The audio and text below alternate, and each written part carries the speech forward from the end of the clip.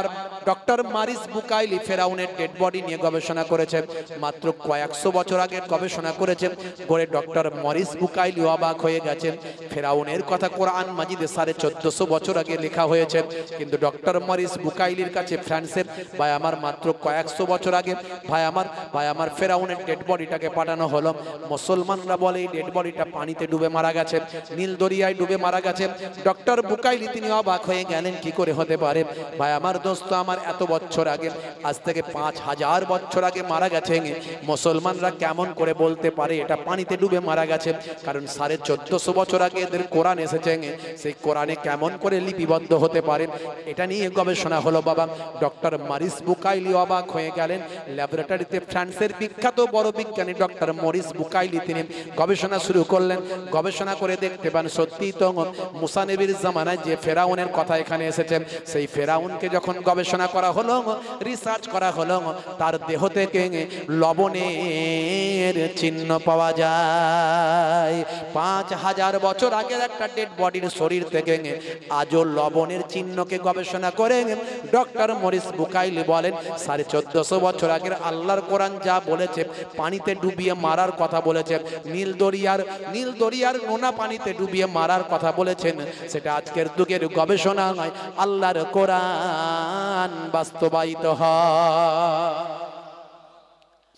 হে তরুণ যুবকেরা, সেই ফেরাউনের কথা বলছি, সিংহাসনে বসে আছে, নিজেকে আল্লাহ বলে দাবি করেছে। হে তরুণ যুবকেরা, হে আমার বন্ধুরা, শুনে রেখে দিন বাবা, জেনে রেখে দেন। হে দোরাবপুর এলাকার মানুষেরা, বাবারা, মাদ্রাসার ভালোবাসার মানুষেরা, মাদ্রাসার ছাত্ররা বাবা, মাদ্রাসার ছাত্রের গার্জেনেরা বাবা, আপনার সন্তানটাকে আল্লাহ রাসূলকে চেনার সুযোগ করে দেন, আপনার সন্তানটাকে আল্লাহকে চেনার সুযোগ করে দেন। দেখুন বাবা, ফেরাউনের কি পরিস্থিতি হয়েছে বাবা। হে তরুণ যুবকেরা, আল্লাহকে যদি আপনার সন্তানটা চিনে যায়, রাসূলকে যদি আপনার সন্তানটা চিনে যায়, কাল কিয়ামতের দিনে ওই সন্তানের ওসিলায় বাপ মায়ের মাথাতে আল্লাহ নূরের পাগড়ি, নূরের টুপি পরিয়ে দেবেন। আর সন্তানের ওসিলায় পরিবারের মধ্যে থেকে 10 জনকে যে জাহান্নাম ওয়াজিব যাদের হয়ে গিয়েছিল, জাহান্নাম ওয়াজিব হয়ে গেছে, একজন হাফেজের ওসিলায় এরকম জাহান্নাম থেকে ফিরিয়ে আল্লাহ ওই হাফেজের ওসিলায় 10 জন করে জান্নাত দান করে দেবে। হে তরুণ যুবকেরা, আপনার সন্তানটা মাদ্রাসায় পড়লে কোরআন চিনবে, আপনার সন্তানটা মাদ্রাসায় পড়লে রাসূল চিনবে, আপনার সন্তানটা মাদ্রাসায় পড়লে আল্লাহ এবং রাসূলের নির্দেশনাগুলো চিনবে।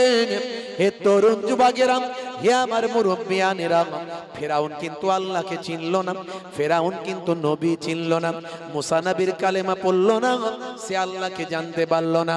গভায় আমার সিংহাসনে বসে আছে, আমার আল্লাহর পক্ষ থেকে একজন মানুষের চেহারায় ফারিস্তা গেছে।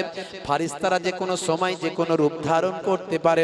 মানুষের চেহারায় ফারিস্তা গিয়ে ফেরাউনের কাছে গিয়ে বলে, বাদশা ফেরাউন জাহাপানা, আমি আপনার কাছে একটা কথা জানতে চাই, যে গোলাম মনিবের খায়, নিজেকে মনিব বলে দাবি করে, এমন নেমোখারাম গোলামের কি শাস্তি হওয়া উচিত? এ তরুণ যুবকেরা, হে আমার বন্ধুরা, শুনে রেখে দিন বাবা, জেনে রেখে দিন।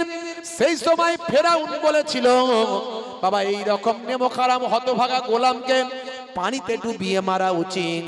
সেই সময় মানুষের চেহারায় ফারিস্তা বলেছিল, আপনার এই কথাটাকে একটু সুন্দর করে ডকুমেন্ট আকারে করে দিন, যাতে করে আমি দেখাতে পারি, প্রয়োজনে যাতে করে আমি দেখাতে পারি। তৎকালীন লেখনী পদ্ধতিতে লিখে দেওয়া হলো, যে গোলাম মনিবের খায়, নিজেকে মনিব বলে দাবি করে, এমন নেমোখারাম গোলামকে পানিতে ডুবিয়ে মারা উচিত। ইতি তলায় নিজের নামটা ফেরাউনের সিগনেচার হলো। এ তরুণ যুবকেরা, হে আমার বন্ধুরা, মুসা কালিমুল্লাহকে তারা করলো ফেরাউন, অসংখ্য সৈন্য সামন্ত নিয়ে তারা করলো। মুসা নবী তার উম্মতিদের নিয়ে বাবা ভাই আমার নীল দরিয়ার সামনে গিয়ে পৌঁছালেন। আল্লাহর নির্দেশ হলো, হে নবী মুসা, তোমার লাঠিটা দরিয়ার ধারেতে মারো। মারার সঙ্গে সঙ্গে আমার আল্লাহ 12টা রাস্তা বানিয়ে দিলেন। প্রত্যেকটা গোত্র প্রত্যেকটা রাস্তা দিয়ে যাবার নির্দেশনা দেওয়া হলো। হে তরুণ যুবকেরা, হে আমার বন্ধুরা, আমার আল্লাহ হুকুম করলেন যাও যাও মুসা নবী সমুদ্র নদী পার হয়ে যাও, নীল দরিয়া পার হয়ে যাও। হে তরুণ যুবকেরা, হযরতে মুসা নবীর ভক্ত ভালোবাসার সাহাবায়ে কেরামেরা সবাই পার হলো। শেষ মানুষটা নামলো আর ফেরাউনের প্রথম মানুষটা দরিয়ার ধারে এসে হাজিরা দিল।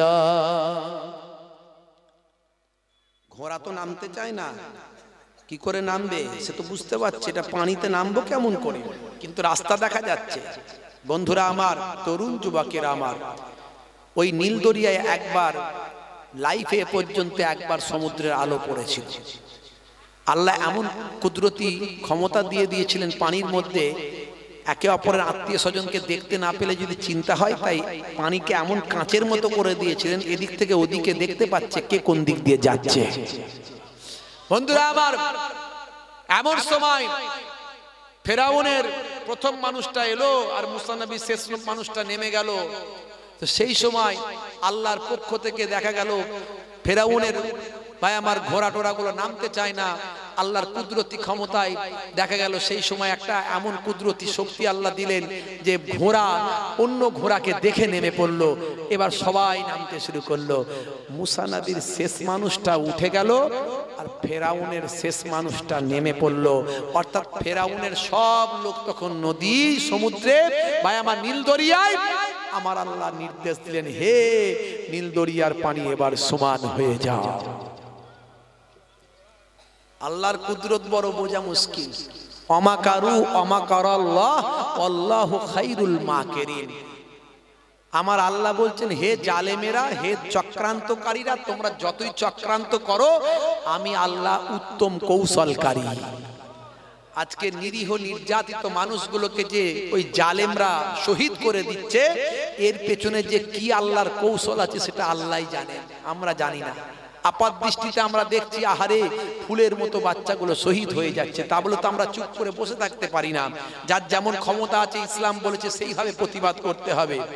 তোমাকে একটা সাপ কামড়াতে আসছে, তুমি মনে মনে যদি করো ও আল্লাহর ইচ্ছা, আল্লাহ যদি কামড়ানো করায় কামড়াবে, চুপ করে বসে আছে, সরবে না, ফস করে কামড়ে দিয়ে চলে যাবে। আল্লাহ বলতে কি হবে না হবে সেটা আমি দেখব, ভালো আছে না মন্দ আছে সেটা আমি দেখবো, কিন্তু তোমার যেটা করণীয় তুমি সেটা করো। লা তালকু বিআইদিকুম ইলা তাহলুকাত, তোমরা তোমাদের জীবনকে ধ্বংসের দিকে এগিয়ে দিও না। তাই আজকে লড়াই চলছে সেখানে, তাই আজকে লড়াই চলছে সেখানে, কিন্তু এর পরিণামটা কি হবে সেটা আল্লাহই ভালো জানেন। বন্ধুরা আমার, মুসা কালিমুল্লাহর শেষ মানুষটা উঠে গিয়েছিল আর ফেরাউনের শেষ লোকটা নেমেছিল, পানি সব সমান হয়েছিল, সব ডুবছে আর উঠছে। আমার আল্লাহর পক্ষ থেকে ওই ফারিস্তা গিয়ে ওই ডকুমেন্টটা দেখাচ্ছে, দেখো এটা কি লেখা আছে ফেরাউন, কি লেখা আছে। হে তরুণ যুবকেরা, হে আমার বন্ধুরা, হে আমার মুরব্বিয়ানেরা, শুনে রেখে দিন বাবা, জেনে রেখে দিন বাবা। এমন সময় ফেরাউন তাকিয়ে দেখলো, সর্বনাশ, এটা তো আমারই লেখা, তুমি কোথায় পেলে? বলে, যে মানুষটা তোমার কাছে গিয়েছিল সেটা কোনো মানুষ নয়, সেটা হলো আল্লাহর মালাইকা ফারিস্তা। তুমি সারাটা জীবন ধরে আল্লাহর খেলে, আল্লাহর সবকিছু নিলে, আল্লাহর সবকিছু গ্রহণ করলে, হাওয়া নিলে, বাতাস নিলে, পানি নিলে, শস্য নিলে, শ্যামলা নিলে, ফল নিলে, ফুল নিলে, আকাশ থেকে সূর্য নিলে, চাঁদ নিলে, গ্রহ নিলে, সবকিছু তুমি নিলে আর নিজেকে আল্লাহ বলে দাবি করলে। দেখো দেখো দেখো, তোমার বিচারে আমার আল্লাহ তোমাকে পানিতে ডুবিয়ে এখন মারবে। পানিতে ডুবে আর ওঠে, বলে আমি মুসার কালেমা পড়বো। ফারিস্তা বলল, আর হবে না, সময় পার হয়ে গেছে, ভ্যালিডিটি টাইম শেষ, এক্সপায়ার, টাইম এক্সপায়ার হয়ে গেলে কাজ হবে? কোনো কাজ হবে না, টাইম এক্সপায়ার হয়ে গেছে, আর টাইম নাই, কোনো উপায় নাই। বলে, কোনো উপায় নাই, এখন তোমাকে মরতে হবে। ফেরাউন মারা গেল।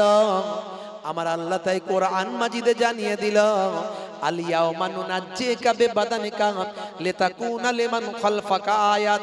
হে দুনিয়ার মানুষ, শুনে রেখে দাও, আমি সেদিন বলে দিয়েছিলাম, জানিয়ে দিয়েছিলাম, আজকের দিনে আমি তোমার জিসিমটাকে বাঁচিয়ে দেব, তোমার জিসিমটাকে আজকের দিনে বাঁচিয়ে দেব, যাতে পরবর্তীকালের মানুষের জন্য তোমার জিসিমটা একটা নিদর্শন আয়াত চিহ্ন হয়ে যায়।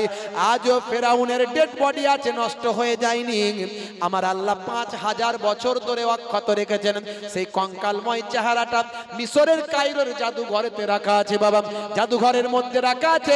হে তরুণ যুবকেরা, তার ও লম্বাই অনেকে বলে বিশাল লম্বা, না না না, অন্তত 6 থেকে 7 ফুট এইরকম লম্বা হবে।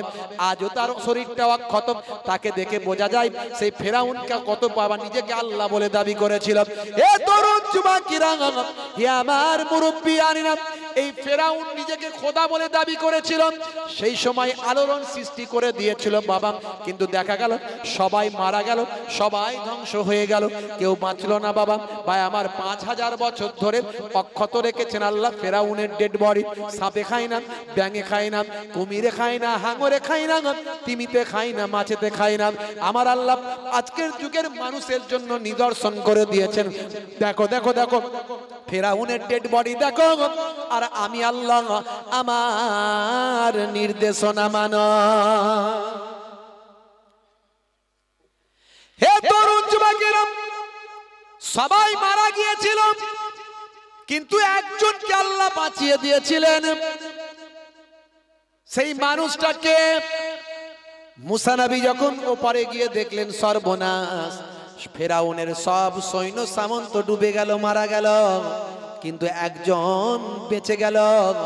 মুসা নবী বড় কষ্ট পেলেন, আল্লাহর সঙ্গে কালাম করলেন, কথা বললেন, মাবুদ গো, আয় আমার স্রষ্টা, আমার প্রভু, এই মানুষটা আমাকে সবচেয়ে বেশি কষ্ট দিয়েছেন, এই মানুষটা সবচেয়ে বেশি আমাকে জ্বালিয়েছেন, এই মানুষটাই হতভাগাকে কেন তুমি মারলে না, একে কেন বাঁচিয়ে দিলে মাবুদ, এ তো আমাকে আবার কষ্ট দেবে।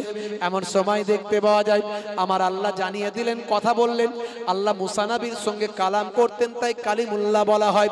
হে তরুণ যুবকেরা, হে আমার বন্ধুরা, শুনে রেখে দিন বাবা, জেনে রেখে দেন, হযরতে মুসা কালিমুল্লাহকে আমার আল্লাহ জানিয়ে দিয়ে বলেন, হে নবী মুসা কালিমুল্লাহ, শুনে রেখে দাও, ফেরাউনের ওই লোকটাকে আমি আল্লাহ বাঁচিয়ে দিয়েছি। তার কারণটা হলো অন্য কোনো কারণ নয়, বরং তোমারই কারণে আমি আল্লাহ তাকে বাঁচিয়েছি। মুসা কালিমুল্লাহ বোন, আল্লাহ এটা কেমন করে? ও বেটা আমাকে এত কষ্ট দিয়েছে, আর তুমি ওকে বাঁচিয়ে দিলে, কারণটা কি? কেমন করে আমার কারণে? বলে নবী মুসা, তুমি কি জানো না, ও সর্বদা তোমার নকল করত, তোমার মতো পোশাক পরতো, তোমার মতো হাতে আসা লাঠিটা নিত, তোমার মতো পাগড়ি পরতো, তোমার মতো জুব্বা পরতো, তোমার স্টাইলে কথা বলতো, তোমার স্টাইলে মানুষের কাছে যেত, আর লোকের কাছে শুধু বলে বলে বেড়াতো, দেখ দেখ আমি মুসা সেজেছি। ও নবী মুসা কালিমুল্লাহ, তোমার মনে বড্ড দুঃখ হতো, কষ্ট হতো, এটা সত্য কথা, কিন্তু মনে রাখবে মুসা কালিমুল্লাহ, ও তোমার নকল করতো, এটা আমি আল্লাহ আমার বড় ভালো লাগতো, সেই জন্য আমি মুসা কালিমুল্লাহ তোমার নকল করার কারণে আমি আল্লাহ ওকে আজ বাঁচিয়ে দিলাম। জোরে হবে না? মুসা নবীর নকল করতে একটা বেদিন, ফেরাউনের লোক, ফেরাউনের কাছের লোক, সবচেয়ে বড় বেঈমান মুশরিক কাফের। সে মুসা নবীর নকল করলো বলে আল্লাহ তাকে নীল দরিয়া থেকে বাঁচালেন।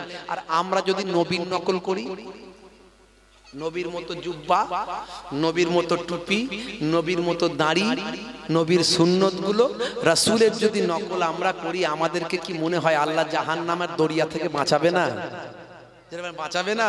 নিশ্চয়ই বাঁচাবে। তাই আজ থেকে প্রতিজ্ঞা করুন, বাপজি আমার, আজ থেকে সকলেই প্রতিজ্ঞা করেন, দোরাবপুর মাদ্রাসা থেকে প্রতিজ্ঞা নিয়ে যান যে আজ থেকে আমরা 5 ওয়াক্ত নামাজি হব, রাসূলের সুন্নত গুলো মেনে চলব।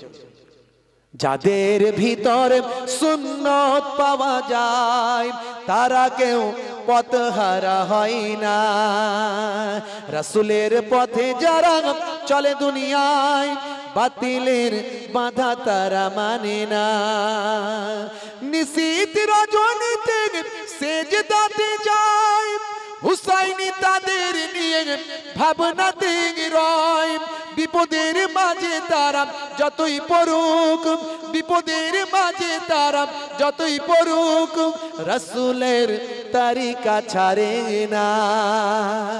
যাদের ভিতরে সুন্নত পাওয়া যায় তারা কেউ পথহারা হয় না। জোরে হবে না? বন্ধুরা আমার, তরুণ যুবকেরা আমার, মুরব্বিয়ানেরা আমার, এই ফেরাউনের কন্যার চুল যে আঁচড়ে দিত কেসবিন নাসিনী, সেই মহিলা কিন্তু মুসা নবীর কালেমা পড়ে ঈমান কবুল